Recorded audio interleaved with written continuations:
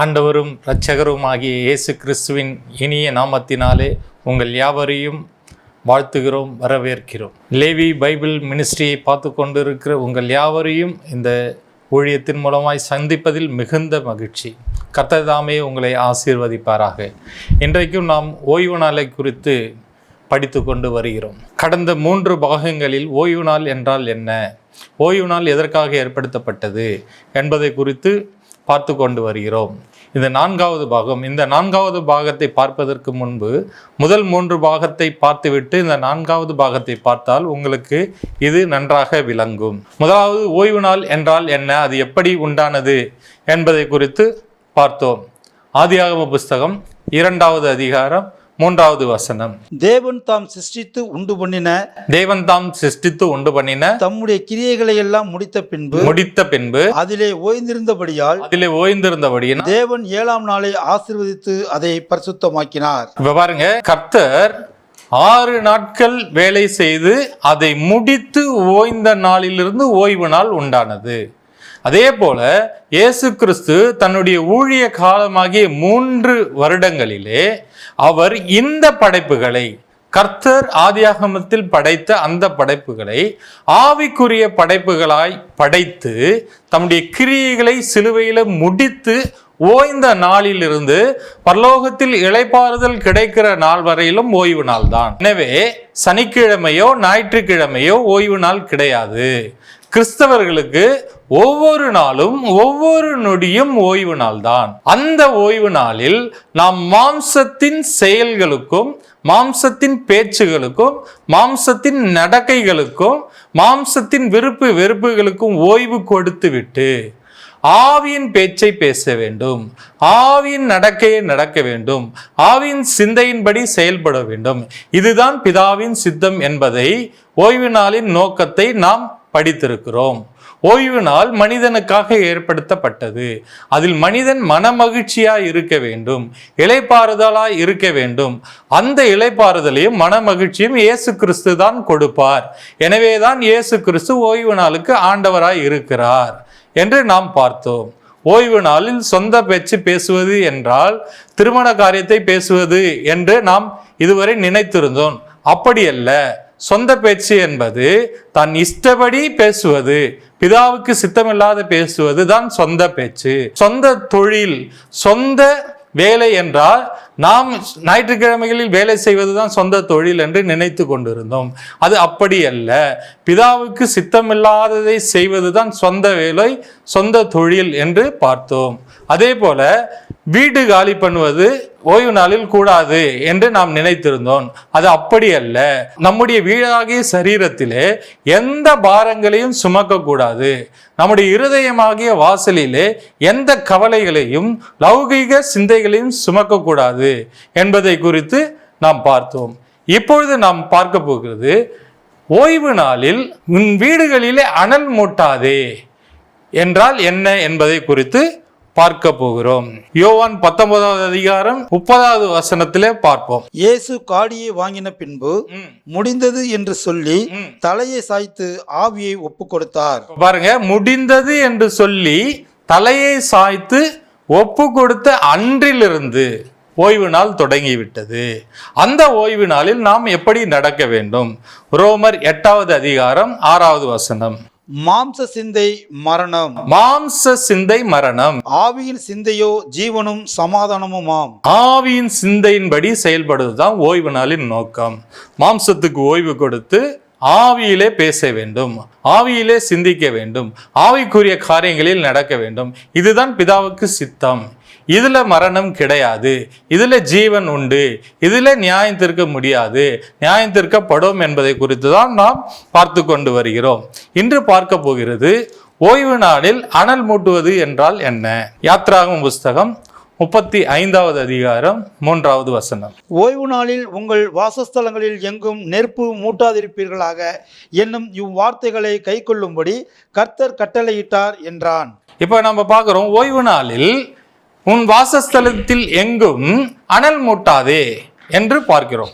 அப்படியானால் நம்ம கடந்த காலங்களிலே நாம் பார்த்தது என்ன? ஞாயிற்றுக்கிழமைகளிலே சொந்த வேலை செய்யக்கூடாது, சொந்த பேச்சை பேசக்கூடாது, கல்யாண பேச்சை பேசக்கூடாது, சொந்த காரியங்களை செய்யக்கூடாது என்பதை பார்த்தா அப்ப ஞாயிற்றுக்கிழமை நாம் சமைக்கவே கூடாது, அப்படித்தானே வரும். அப்போ அனல் மூட்டுவது என்றால் என்ன? ஞாயிற்றுக்கிழமை ஓய்வு நிலையே கிடையாது, அது சபை கூடுகிற நாள். அப்போ அனல் மூட்டுவது என்றால் என்ன?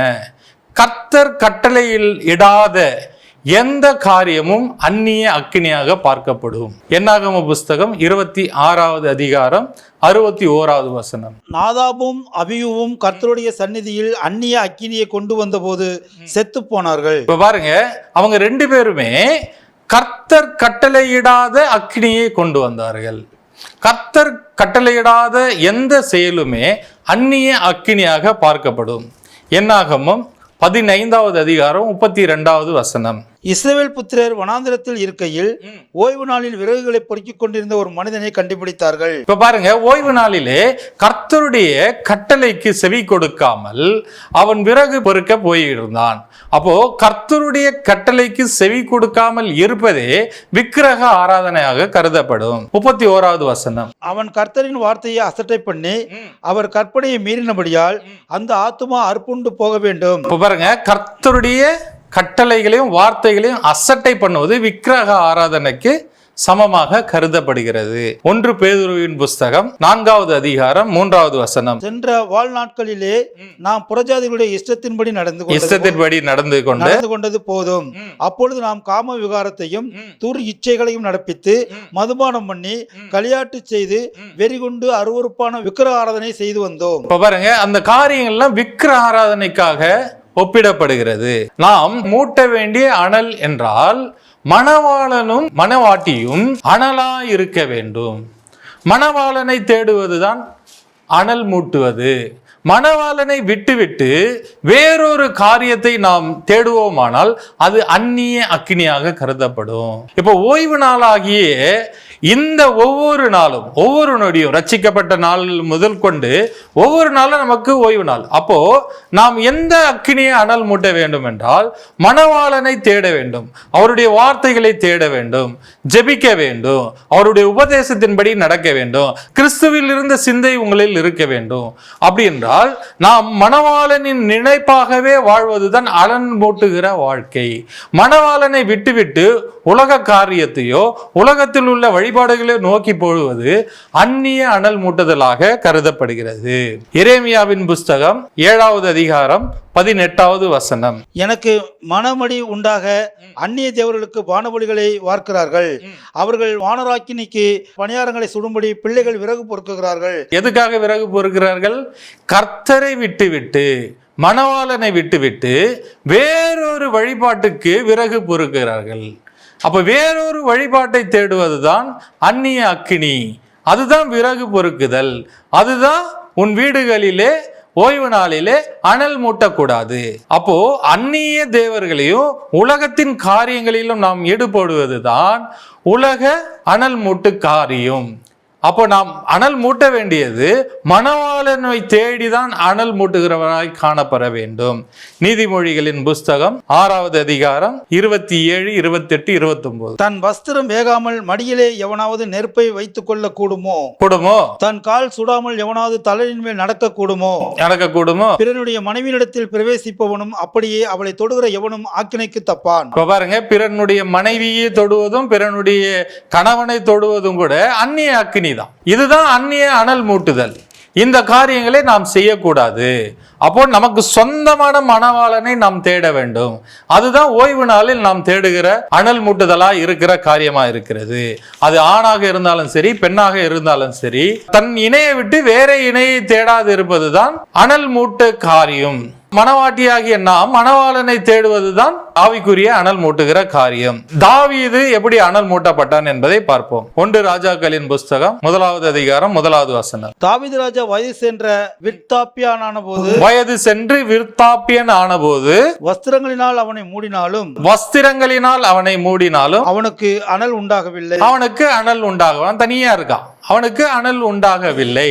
அப்போ அவனுக்கு அனல் உண்டாக வேண்டும் என்பதற்காக என்ன செய்தார்கள் பாருங்க, 2வது வசனம். அப்பொழுது அவனுடைய ஊழியக்காரர் அவனை நோக்கி ராஜ சமூகத்தில் நின்று அவருக்கு பணிவிடை செய்யவும், ராஜாவாகிய எங்கள் ஆண்டவனுக்கு அனல் உண்டாகும்படி உம்முடைய மடியிலே படுத்துக் கொள்ளவும், கன்னியாகிய ஒரு சிறு பெண்ணை ராஜாவாகிய எங்கள் ஆண்டவனுக்கு தேடுவோம் என்று சொல்லி. பாருங்க, அந்த ராஜாவுக்கு அனல் உண்டாக ஒரு கன்னிகையை தேடுகிறார்கள். அப்போ ராஜாவுக்கு அனல் உண்டாக்குவது அந்த கன்னிகை. 3வது வசனம். இஸ்ரவேலின் எல்லையிலெல்லாம் அழகான ஒரு பெண்ணை தேடி சூனேம் ஊராளாகிய அபிஷாவை கண்டு அவளை ராஜாவிடத்தில் கொண்டு வந்தார்கள். 4வது வசனம். அந்த பெண் வெகு அழகாக இருந்தாள். அவள் ராஜாவுக்கு உதவியா இருந்து அவனுக்கு பணிவிடை செய்தாள். ஆனாலும் ராஜா அவளை அறியவில்லை. இது உடல் உறவு சம்பந்தமான ஒரு விஷயம் கிடையாது. இது மணவாளன் மணவாட்டிக்கான ஒரு ஸ்நேக அனலை மூட்டுகிற காரியமாய் இருக்கிறது.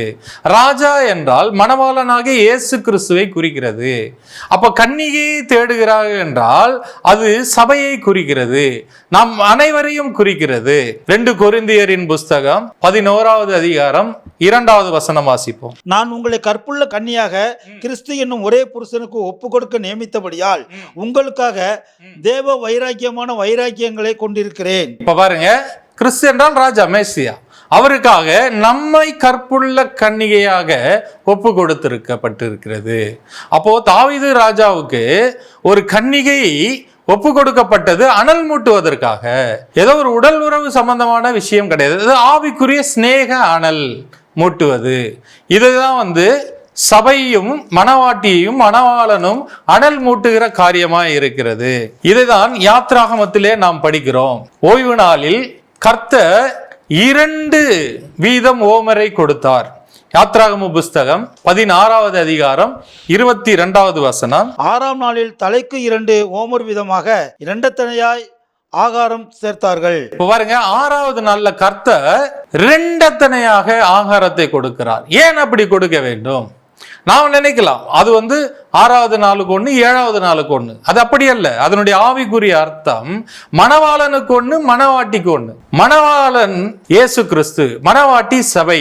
அப்போ சபை மணவாளின் நினைவாக அதை புசிக்க வேண்டும் என்பதற்காகத்தான் 2 தனையாக ஓமர் வீதம் அவர்களுக்கு அந்த ஆகாரம் கொடுக்கப்பட்டது. 23வது வசனம். அவன் அவர்களை நோக்கி கர்த்தர் சொன்னது இதுதான், நாளைக்கு கர்த்தருக்குரிய பரிசுத்த ஓய்வு நாளாகிய ஓய்வு.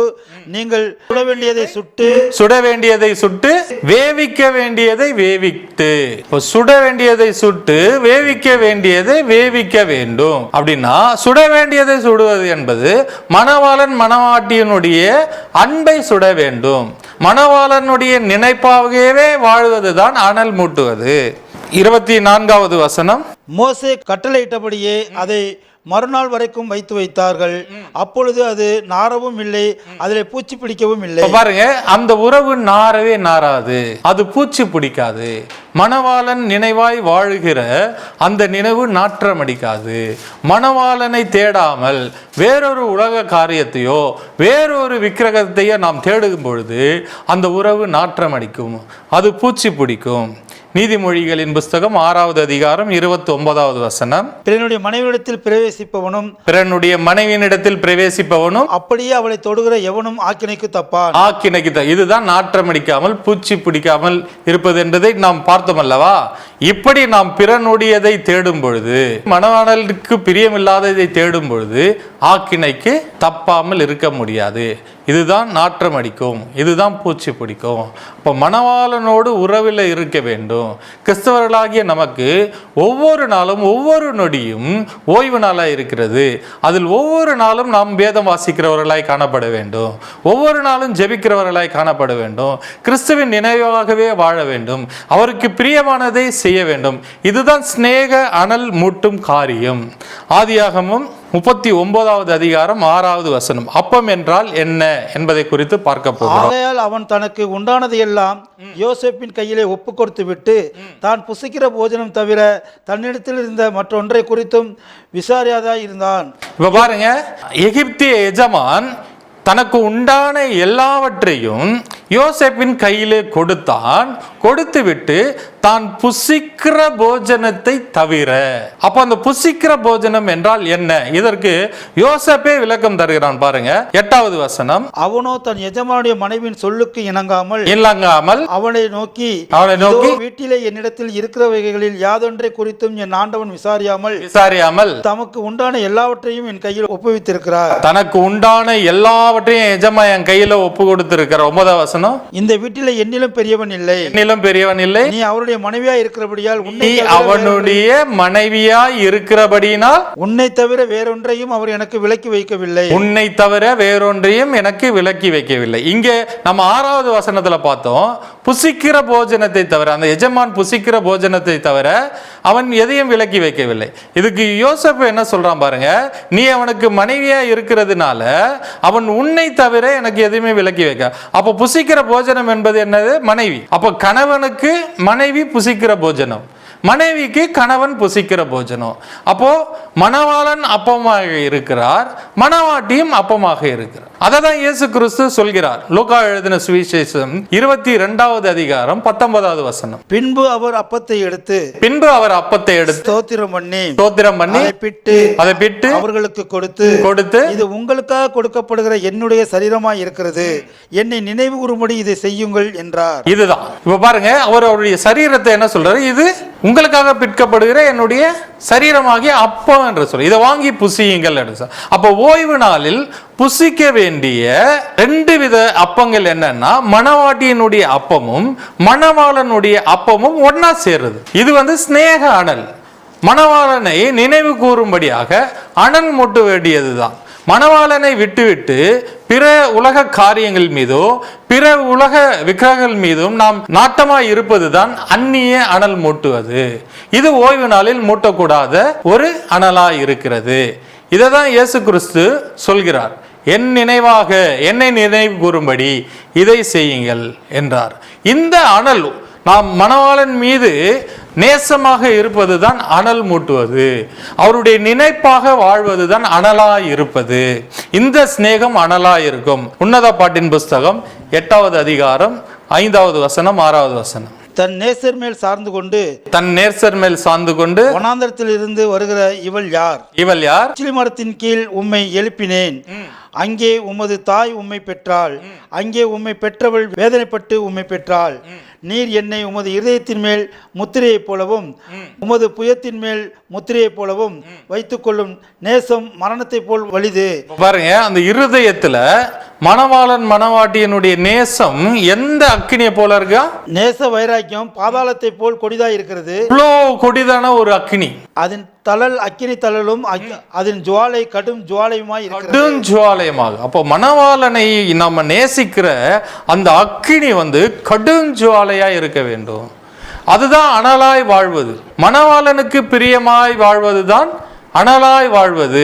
7வது வசனம். திரளான தண்ணீர்கள் நேசத்தை அவிக்க மாட்டாது. திரளான தண்ணீர் ஊட்டினாலும் அந்த அனலை அழிக்கவே முடியாது. வெள்ளங்களும் அதை தணிக்க மாட்டாது. ஒருவன் தன் வீட்டில் உள்ள ஆஸ்திகளை எல்லாம் நேசத்துக்காக கொடுத்தாலும் அது முற்றிலும் அசட்டை பண்ண இந்த உலக காரியங்கள் எது கொடுத்தாலும், அது வெள்ளமாக இருந்தாலும் பிரச்சனையாக இருந்தாலுமே மணவாளனை விட்டு நாம் விலகாம இருக்கணும். இந்த உலகத்தில் உள்ள எந்த பாசங்களை நமக்கு காட்டினாலும் மணவாளன் மீது நாம் வைத்த அன்பு தனியவே கூடாது. உலகத்தில் உள்ள எந்த காரியங்களும் அவரை விட்டு நம்ம பிரிக்க கூடாது. பிரிக்கிற காரியங்கள் எல்லாமே அந்நிய அக்னி மூட்டுதல். இந்த அந்நிய அக்னி மூட்டுதல் தான் ஓய்வு நாளில் நீ செய்யக்கூடாது. அப்போ எந்த அக்னி மூட்டுதலை நாம் செய்ய வேண்டும்? நேசர் மீது நாம் அனலான சிநேகம் உள்ளவர்களாய் காணப்பட வேண்டும். இதை தான் நம்ம ஓய்வு நாளில் செய்ய வேண்டிய 39 கட்டளைகள் இருக்கு.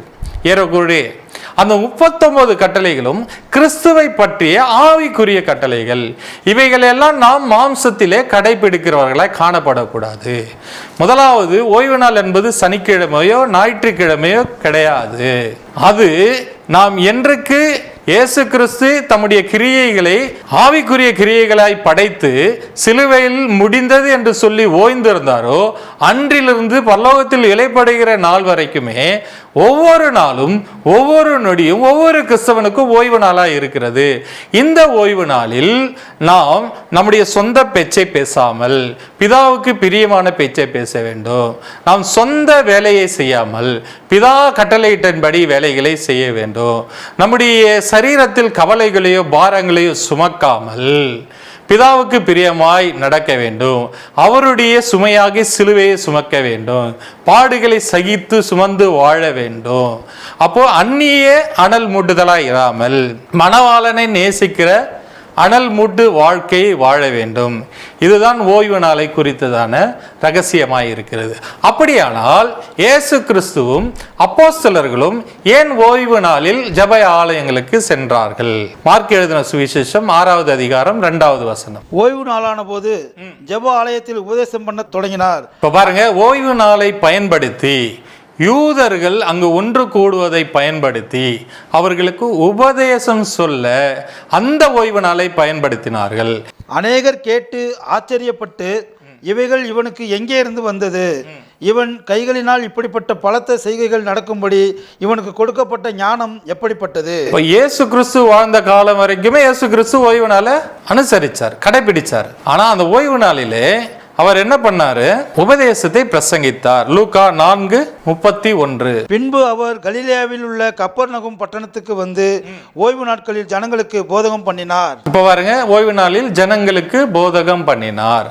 நம் ஓய்வு நாளை பயன்படுத்தி அநேகருக்கு சுவிசேஷம் சொல்ல வேண்டும். அதாவது ஓய்வு நாள் என்பது ஒரு நாளோ 2 நாளோ கிடையாது, சனிக்கிழமை ஞாயிற்றுக்கிழமை கிடையாது.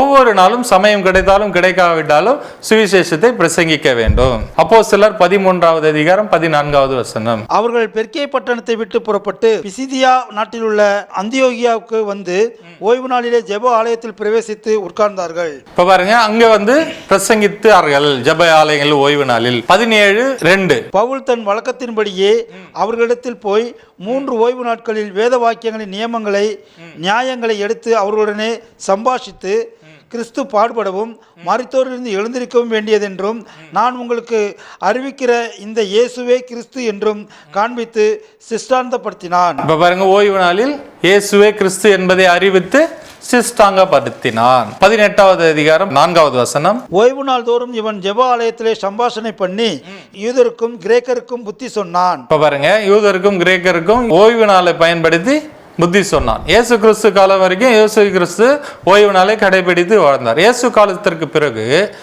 அப்போஸ்தலர்கள் ஓய்வு நாளை சுவிசேஷ அறிவிக்கவும் பிணியாளர்களை சுகப்படுத்தவும் அந்த ஓய்வு நாளை பயன்படுத்தி கிறிஸ்துவை அறிவித்தார்கள். கடைசி ஓய்வு நாள் என்று அனுசரிக்கப்பட்டது.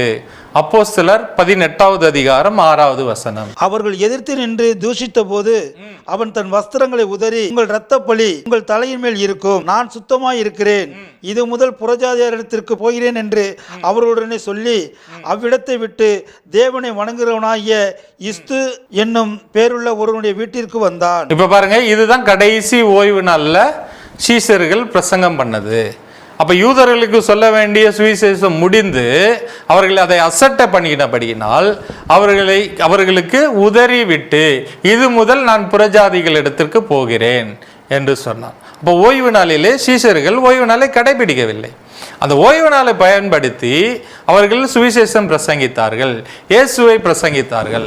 அப்போ நாம் இந்த ஓய்வு நாளாகிய கிறிஸ்துவ நாளில் ஒவ்வொரு நாளும் ஒவ்வொரு நொடியும் சமயம் கிடைத்தாலும் கிடைக்காவிட்டாலும் சுவிசேஷத்தை சொல்ல வேண்டும், கிறிஸ்துவை அறிவிக்க வேண்டும். இதுதான் ஓய்வு நாளுக்குரிய காரியமாய் இருக்கிறது. கர்த்தர் தாமே உங்களை ஆசீர்வதிப்பாராக. God bless you. ஜெபிப்போமா. பரலோகத்தில் இருக்கிற பரமபிதாவே, உன் பிள்ளையாகிய இயேசு கிறிஸ்து நாமத்தினால ஆண்டவரே, இந்த நிகழ்ச்சியை பார்த்து கொண்டிருக்கிற ஒவ்வொருவருக்காகவும் நாங்கள் ஜெபிக்கிறோம் அப்பா. ஒவ்வொருவர் மீதும் கரம் இறங்கி வரட்டும் ஆண்டவரே. யாரெல்லாம் கண்ணீரோடும் வேதனையோடும் பலவிதமான பாடுகளோடும் பலவிதமான கஷ்டங்களோடு இருக்கிறார்களோ ஆண்டவரே, இப்போதே ஒரு சுகத்தை தருவீராக, விடுதலையை தருவீராக, ரட்சிக்கப்படும்படியாய் இயேசு கிறிஸ்து நாமத்தினால ஜெபிக்கிறோம் அப்பா. ஒவ்வொருவர் மீதும் உன் வல்லமையின் கரம் இறங்கி வரட்டும் அப்பா. எல்லா விதமான அசுத்த ஆவிகளையும், எல்லா விதமான பில்லி சூனியங்களையும், எல்லா விதமான மாந்திரிகளையும் நசரேயனாகிய இயேசு கிறிஸ்து நாமத்தினால இப்போதே நிர்மூலமாக்குவீராக. ஓ ரமா ஷிபி லபோ கபோ ரியா. ஓ உமக்கு மகிமை, ஓ உமக்கு மகிமை. உன் வல்லமைக்காய் நன்றி. நீ சுகத்தை தந்து கொண்டிருக்கிற கிருபைகளுக்காய் நன்றி. விடுதலையை தருகிறீ, அதற்காக நன்றி செலுத்துகிறோம் அப்பா. உமக்கு மகிமை, உமக்கே மகிமை செலுத்துகிறோம் ஆண்டவரே. ஆண்டவரும் இரட்சகருமாகிய இயேசு கிறிஸ்து நாமத்தினாலே நீர் கொடுத்த சுகத்துக்காய், விடுதலைக்காய் உமக்கு நன்றி. எல்லா மகிமை உமக்கு ஒருவருக்கு மாத்திரம் செலுத்துகிறோம். நசரேயனாகிய இயேசு கிறிஸ்து நாமத்தினாலே நன்றி செலுத்தி ஜெபிக்கிறோம் பிதாவே. ஆமென். God bless you. இதுவரை தேவனுடைய வார்த்தையை கேட்ட உங்கள் யாவரையும் இயேசு கிறிஸ்துவின் நாமத்தில் உங்களை ஆசீர்வதிக்கிறோம். லேவி பைபிள் மினிஸ்ட்ரி என்கிற யூடியூப் சேனலை நீங்கள் சப்ஸ்கிரைப் செய்து அதன் மூலம் வேதத்தின் ரகசியங்களை நீங்கள் அறிந்து கற்றுக்கொள்ளலாம். மேலும் நேரில் வந்து படிக்க விரும்புகிறவர்கள் கர்த்தரின் சேனை ஊழியங்கள் மூலமாக அம்பத்தூர், மதுராந்தகம், கூவத்தூர் ஆகிய இடங்களில் வந்து படிக்கலாம். எங்களை தொடர்பு கொள்ள வேண்டிய தொலைபேசி எண்கள் 638220 23109 99 40 145 408 790 478 7918 9500 107013. கர்த்தர் உங்களை ஆசீர்வதிப்பாராக.